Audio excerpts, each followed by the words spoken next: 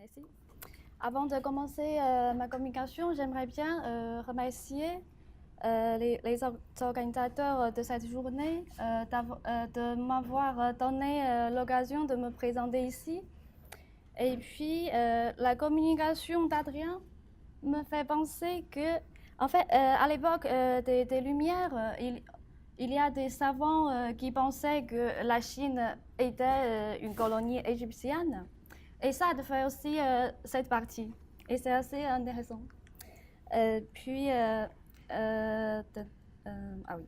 Le fait, c'est que depuis l'Antiquité jusqu'au siècle des Lumières, la Chine reste un sujet incontournable pour penser sur l'imagologie, sur l'altérité et sur l'identité de l'autre avec un grand A. Bon, je vais commencer. Depuis que les premiers navires européens avaient repris la route des Indes, les Portugais n'avaient plus le monopole du commerce des épices.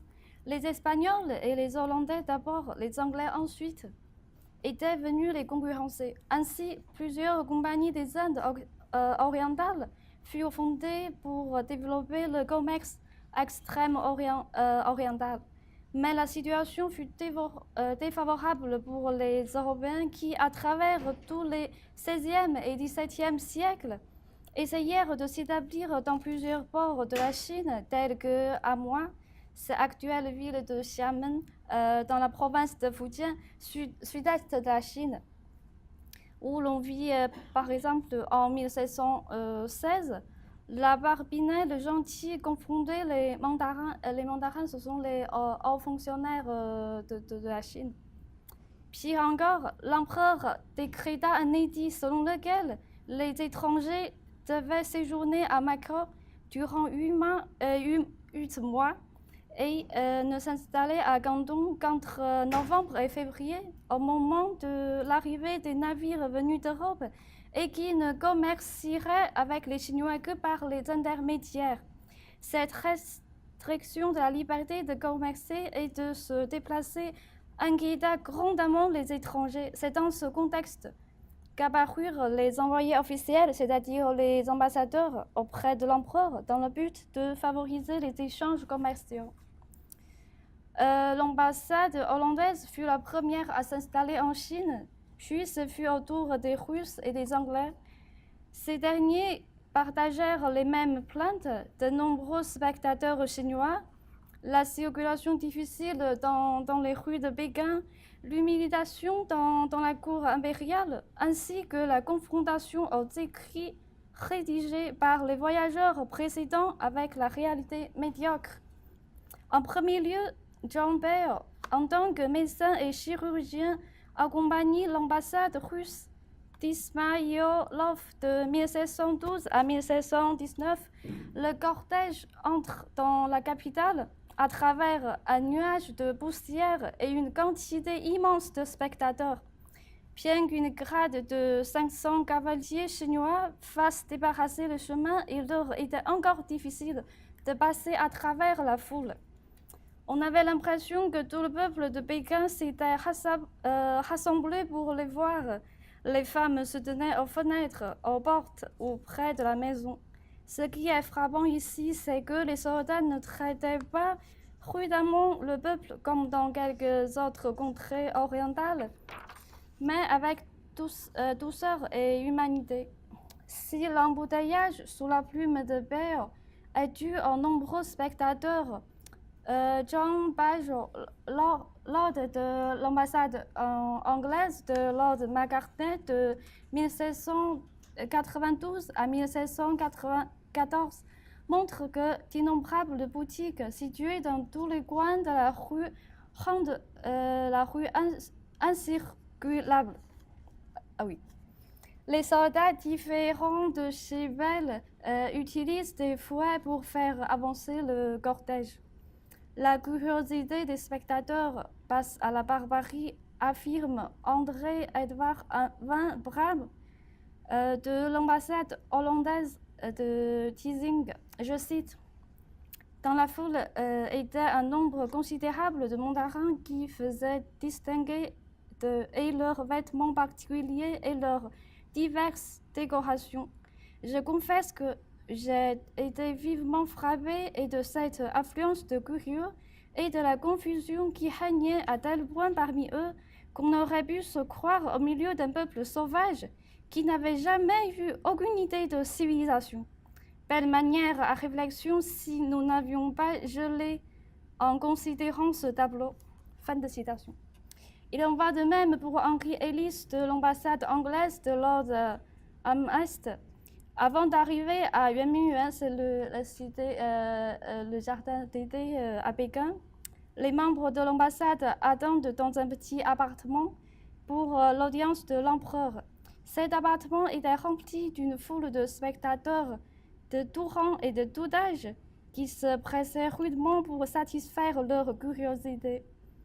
L'humiliation était d'autant plus grande que ces gens les regardent comme des animaux sauvages que comme des individus de leur espèce. Cependant, cet état incroyable de trouble à la cour impériale était causé tant par la coutume confirmée par Jean Bodoki de l'ambassade russe de Golovkin. Je cite, « Les affaires en Chine se traitent avec beaucoup de publicité que par l'orgueil illimité du peuple de l'Empire du Milieu. Peut-être un si grand nombre de spectateurs fut-il cause que le galop ce sont les mandarins, affecta un grand air de dignité et de réserve, et par ses manières et par sa conversation, il semblait vouloir donner à entendre que les civilités qu'il faisait au ministre anglais n'étaient qu'une condescendance de sa supériorité nationale et personnelle. » Fin de citation. En second lieu, l'impossible conciliation d'un orgueil si démesuré pousse l'humiliation à son point culminant. D'un côté, l'Empire chinois se considère comme le centre du monde et le pays le plus civilisé par sa culture de plus de 5 siècles en prenant d'autres peuples comme barbares. De l'autre, l'Empire britannique ainsi que tout l'Occident dans leur essor ne se doute point de leur supériorité commerciale. Les plaintes des ambassadeurs portent sur le cérémonial diplomatique intitulé Crotro, c'est-à-dire les 9 prosternations devant l'empereur, sur les vêtements pour l'ambassade, ainsi que sur les plats envoyés de la table de l'empereur. À propos des cérémonies, Henry Ellis ajoute « Celui de tous qui pressait davantage notre départ était un officier envoyé par le commandant en chef du district de Pékin, lequel paraissait avoir été particulièrement chargé de faire exécuter les ordres de Sa Majesté impériale. Comme nous nous y entendions, cet officier nous parla du cérémonial tartare dans les termes les plus ridicules, en assurant que l'empereur avait droit de prétendre à cet hommage par sa supériorité sur tous les rois de la terre. » Fin de citation. En ce qui concerne les cérémonies à la cour, l'ambassadeur anglais Macartney refuse de se soumettre en se prosternant 9 fois devant le Fils du ciel, mais plie un seul genou selon la coutume anglaise. Cette décision attire l'attention des gens du palais, je cite. Beaucoup de gens qui ne voyaient dans l'ambassade que quelques étrangers isolés, entièrement à la merci de la cour où il était venu, ne pouvaient pas concevoir comment il osait proposer des conditions à cette cour, ou hésiter d'obéir à ses volontés. D'autres présidaient confidemment qu'il serait renvoyé sans être admis à l'audience de l'empereur. Fin de citation. À propos de l'ignorance des Chinois, Jean Bodoki écrit « Le tribunal voulait dire, puisqu'un roi fait les prosternations, comment un grand mandarin peut-il s'y refuser? J'ai déjà dit que les Chinois n'attendaient point à un ambassadeur l'idée du représentant d'un monarque. » Fin de citation. Et puis, la résistance des ambassadeurs au sujet du cérémonial fait voir l'image du despotisme oriental qui est déjà présent dans les Mille et Nuits, traduit par Antoine Galland au début du XVIIIe siècle, et puis qui est aussi courante au siècle des Lumières, comme chez Boulanger, qui a écrit le traité du despotisme oriental. Oui, à la recherche, oui, merci. Oui, et puis plus tard chez Mirabeau sur le despotisme. À propos de l'importance de l'ambassade étrangère en tant que représentant de Sa Majesté, donne lieu à une prédiction orgueilleuse, mais pas méchante, car l'ambassade sera bientôt obligée de quitter la Chine sans tirer aucun profit commercial. Les ambassadeurs sont traités sans égard. L'ambassade de Lord Macartney s'assemble pour recevoir les habits avec lesquels ils doivent faire leur entrée publique dans Géol, c'est l'actuelle ville de Chengde. Une grande caisse remplie d'habits d'un travers galonnés en or fut exposée sous leurs yeux, mais ils soupçonnèrent que ces habits avaient déjà été souvent bordés. Qu'ils fussent pour un fonctionnaire ou pour un mandarin, ils n'avaient jamais été commandés et ils ne convenaient nullement pour une ambassade à la Chine. Ainsi marchait leur cortège ridicule vers la ville de Géol. Je cite: il faut convenir que notre cortège avait quelque chose de ridicule et qu'il n'était nullement fait pour donner une idée favorable de la grandeur de la nation anglaise à ceux qui en étaient les témoins. En un mot, les gens de livrée avec leurs habits de la seconde main et qui n'allaient à la taille d'aucun d'eux ne présentaient pas même l'uniforme d'une troupe de mendiants. Fin de citation. De plus, la réception les déçut énormément. Pas un mandarin ne parut pour complimenter l'ambassadeur sur son arrivée ou pour l'introduire avec le cérémonial que son caractère exigeait dans les appartements qui lui étaient destinés. Ce silence de la diplomatie chinoise leur semblait d'autant plus pénible qu'ils se flattèrent que le Premier ministre put venir les accueillir à l'entrée du palais prévu par quelques personnes de l'ambassade. Cependant, l'arrivée du dîner mit fin à leur espoir de le rencontrer. Ils eurent pourtant la chance d'être servis à dîner avec choix et abondance.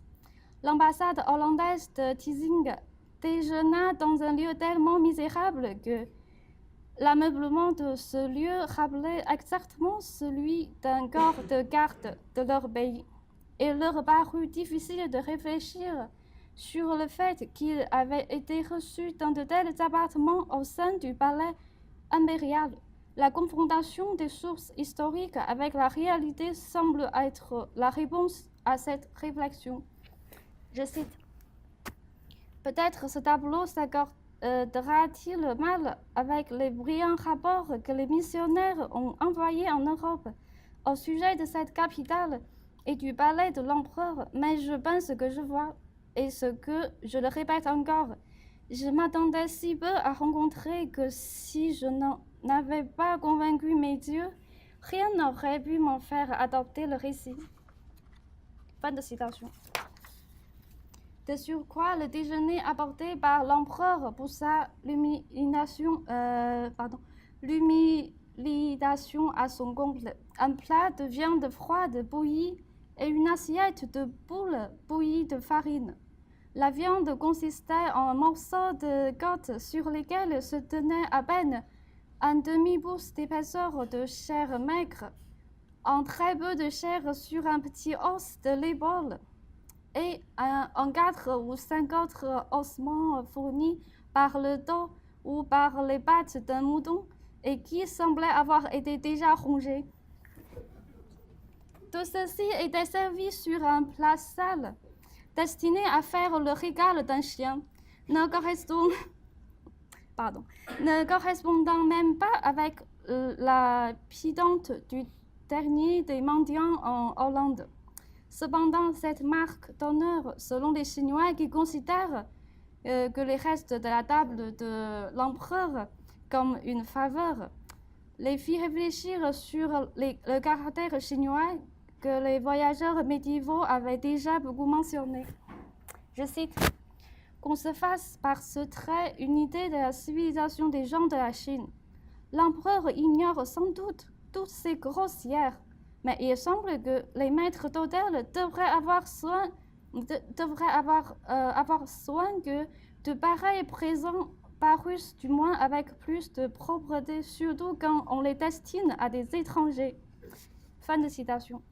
Ainsi, ces deux orgueils se croisant et se confondant, passant de l'Antiquité à l'époque des Lumières, voici comment se construit l'image d'une Chine barbare aux yeux des ambassadeurs.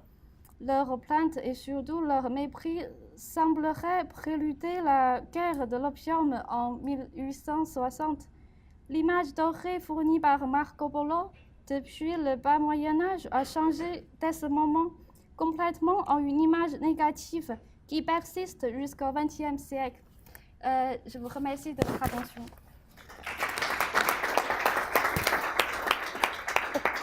J'ai oublié.